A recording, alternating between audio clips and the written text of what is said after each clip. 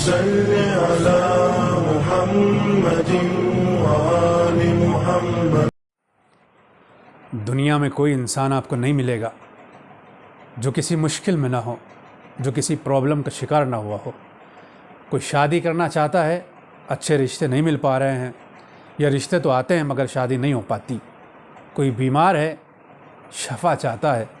کوئی اسیر ہے، رہائی چاہتا ہے۔ نہ جانے کون سی مومنہ، کون سا مومن کس بیماری میں، کس مشکل میں، کس پرابلم میں مبتلا ہے۔ اگر آپ مشکلات سے نجات چاہتے ہو تو کسی دروازے پہ مت جائیے، در اہل بیت پر آئیے۔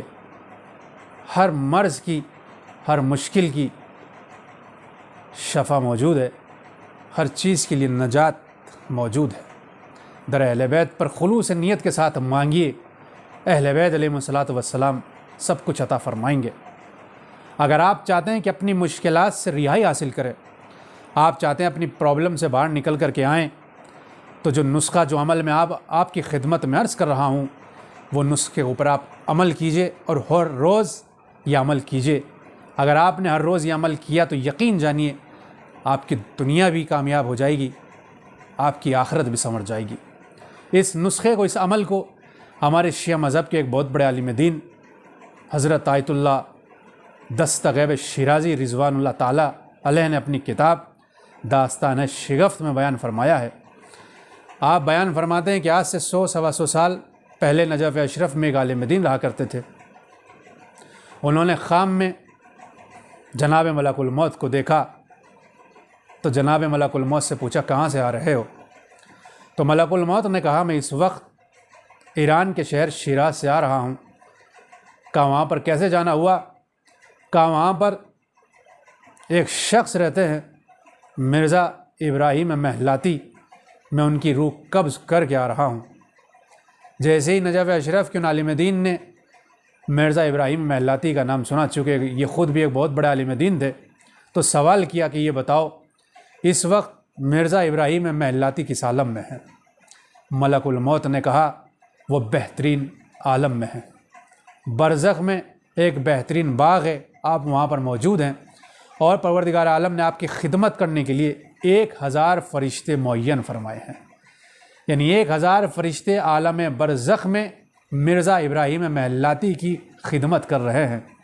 جیسے ہی نجف اشرف کے عالم دین نے یہ سنا، ملک الموت سے ایک سوال کیا کہ یہ بتاؤ اے اسرائیل، پروردگار عالم نے ابراہیم محلاتی کو کیا یہ مقام ان کے علم کی بنیاد پر عطا کیا ہے؟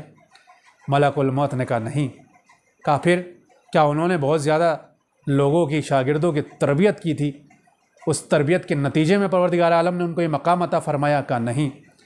تو نجف اشرف کے عالم دین کہتے ہیں کہ یہ بتاؤ اے ملک الموت، پھر کیا پروردگار عالم نے وہ جو نماز جماعت پڑھایا کرتے تھے، شرعی احکام بیان کیا کرتے تھے، اہل بیت علیہ الصلوۃ والسلام کی تعلیمات لوگوں تک پہنچایا کرتے تھے، کیا اس وجہ سے پروردگار عالم نے ان کو یہ مقام عطا فرمایا ہے؟ جناب ملک الموت نے کہا نہیں، اس وجہ سے بھی پروردگار عالم نے ان کو یہ مقام عطا نہیں فرمایا۔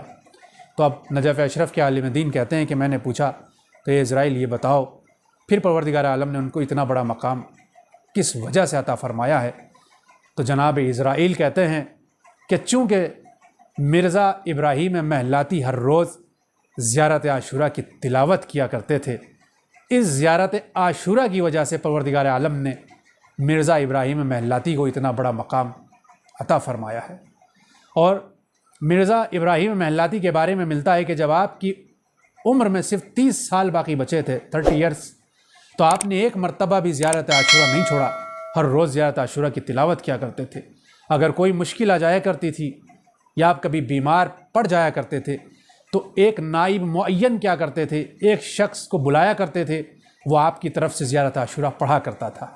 تو آپ نے دیکھا کہ تمام نیکیاں ایک طرف، تمام اعمال ایک طرف، لیکن اگر کوئی انسان ہر روز زیارت عاشورہ کی تلاوت کرتا ہے تو پروردگار عالم عالم برزخ میں، اس دنیا میں اس کو ایک بہت بڑا مرتبہ عطا فرماتا ہے۔ تو اگر ہم چاہتے ہیں کہ ہماری دنیا بھی کامیاب ہو جائے، ہماری آخرت بھی کامیاب ہو جائے، تو ہمیں چاہیے ہر روز بلا ناغہ زیارت عاشورہ کی تلاوت کریں۔ اور ہمارا وقت کا امام امام زمان علیہ الصلاۃ والسلام بھی ہم سب سے یہی چاہتا ہے کہ ہم ہر روز زیارت عاشورہ کی تلاوت کریں۔ اسی لیے امام زمان علیہ الصلاۃ والسلام نے وصیت فرمائی تھی اور کہا تھا کہ ہر روز زیارت عاشورہ پڑھنا، اس لیے کہ زیارت عاشورہ کی برکت یہ ہے کہ انسان جس نیت سے زیارت عاشورہ کی تلاوت کرے گا اس کے اس کام میں اس کے اس امر میں پروردگار عالم ترقی اور کامیابی عطا فرمائے گا۔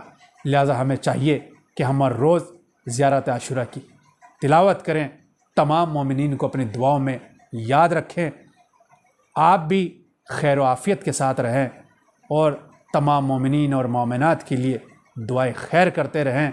آپ جہاں پر بھی ہیں پروردگار عالم آپ کو آسمانی اور زمینی بلاؤں سے محفوظ فرمائے، آمین یا رب العالمین۔ صل علی محمد